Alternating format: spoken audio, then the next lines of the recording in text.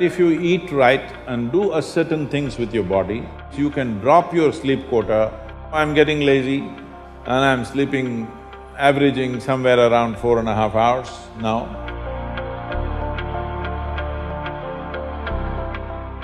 What type of food we should eat so that our life reaches its full potential for a college or a school-going student? So what kind of food?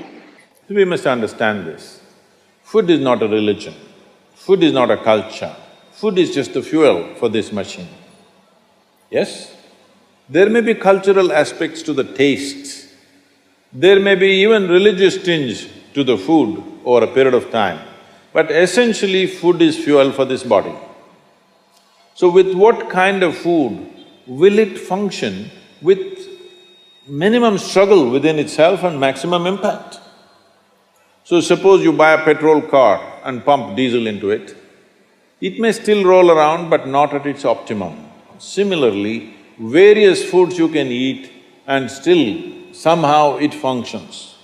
But those communities which have eaten with care, you can clearly see a distinct difference in the way they function, the levels of intelligence and whatever. So in India, we prescribed food for different people in different way. If you're doing menial jobs, you eat one way because you need physical muscle. If you're doing other kinds of trading and other kinds of activities, you eat another way. If you're a fighting class, you eat differently. And now if you're into education, spiritual process and subtler aspects of life, then you eat differently. If you're in education, one of the greatest challenges is to stay focused on something. The goddamn textbook, I'm sorry, the wonderful textbook that is written for an average intelligence. It's a common prescription. It's not written for the brilliant student. It is written in a way that it's a common prescription, everybody gets it. But that textbook, how much effort it is taking for a whole lot of people? How they have to read it 10 times to get it? But you lie down in your bed and read a love story, you remember every word, huh? Yes or no?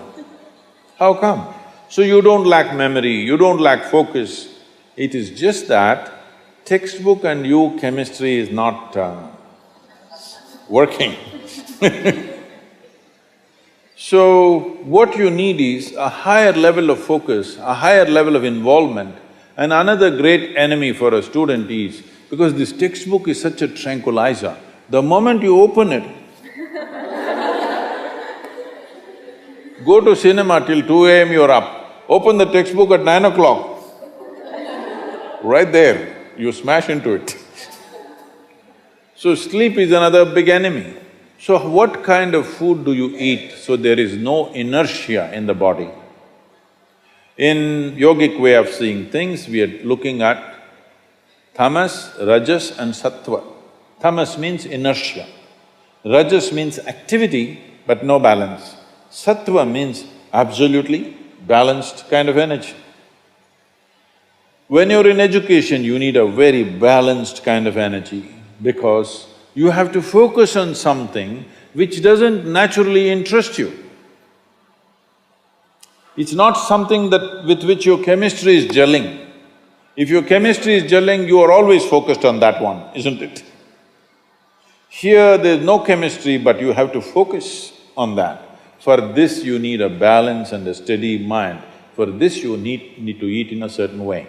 To put it very simply, food goes through your body through the alimentary canal. From your mouth to your anal outlet, there is a pipe. Through this it runs, going through various stages of digestive process. Many of you are biology people, right? So, it goes through the alimentary canal. Now it begins with the lip. Here, if you look at this, all the herbivores and carnivores. If you look at the animal kingdom, there are herbivores and carnivores are two main segments of animals in the world. One eats vegetable matter, another eats meat. If you look at the elementary canal, the way it is built, between herbivores and carnivores, there's a distinct difference.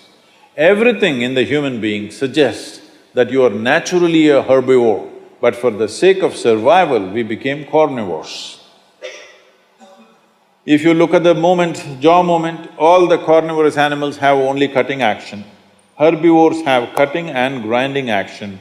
There are molars, but carnivores don't have widespread molars, they have just incisors, canines, and everything looks like cutting teeth. So they do only this. All the herbivores do grinding. What do you have? Both. So you are supposed to chew your food. Why you are supposed to chew your food is you have enzymes in your saliva where if you take a little bit of raw rice and put it in your mouth just for a minute, you will see it turn sweet right here, because right here carbohydrate is being converted into sugar, right here.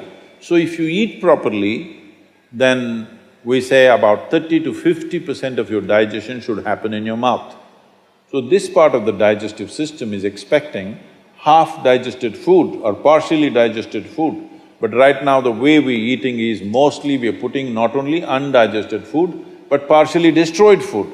So the amount of food that you need to get the same amount of energy has increased.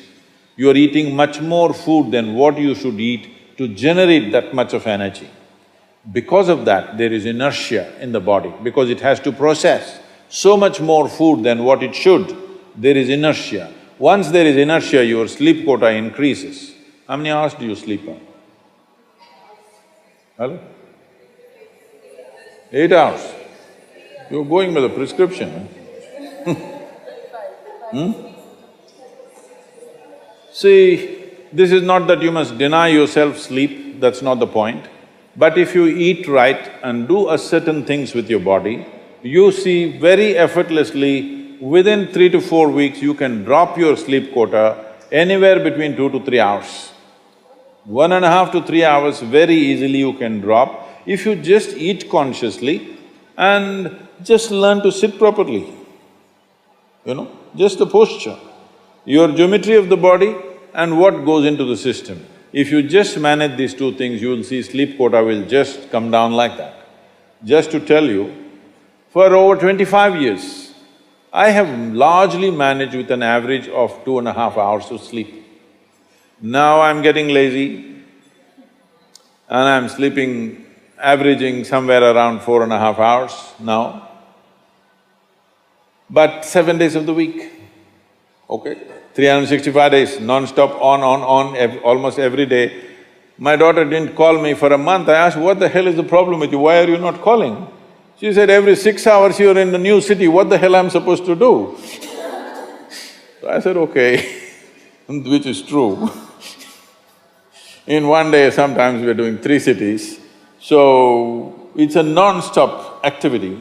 And today, many people around me have learned to do this. Over 100, 150 people around me are doing this kind of activity, averaging 4 hours sleep and 7 days of the week, they're on, all the time. And they are not irritated, they are not frustrated, they're joyful and they're wonderful. Why this is this? There are many aspects to this, but one important aspect is food, how you eat. Not only what you eat, how you eat is also very important, because food is a live thing. One simple thing all you girls can do is just see various health issues and inertia issue, focus issue, just bring 40 to 50% of the food in its raw form, that means it's alive. It must be a live cell, it can be a vegetable, it can be a fruit, it can be a nut, it can be sprouted gram. At least 40 to 50%, the food that you eat must be alive. You eat dead food and you want to live, this is a little difficult thing to do, because you have to raise the dead now. But if you eat live food, one thing you will see is the state of your mind, your focus and your sleep quotas, and above all, staying awake is not good enough, you have to stay alert, isn't it? How alert you are, how focused you are, only to that extent everything yields to you in this world, isn't it so? What is the level of focus will determine whether the world yields to you or not, isn't it? And one more aspect of life, one more aspect of food is, when you consume something, it must be of a simple genetic code, in the sense, it must be a very simple software. Vegetables, fruits, nuts, sprouts, they're very simple. More complicated means animal food becomes more and more complicated. Suppose you eat an animal which has some amount of emotion and a life of its own. Now the code in that… we were talking about this, your body is just an accumulation of memory, which means a certain software, isn't it? This is the most complex software. Human software is the most complex software on the planet of all the creatures. So if you eat an animal, particularly a mammal, if you eat, it has a similar kind of complexity, maybe not as complex as this, similar level of complexity because it has thought and emotion of its own. Now for you to break that code and integrate it into your system, you are not fully successful. So it will leave traces of certain qualities within you. You cannot break that code and make it a part of yours because it's a different and complex code. If you eat a leaf, a vegetable, a fruit, a nut or a sprout, this is much simpler. If you must eat non-vegetarian food, you must eat that which is furthest away from you. So generally, fish and water life is furthest away from you. So if you must eat non-vegetarian food, the best thing to eat is, you're on the coast. Fish is the best thing to eat that way.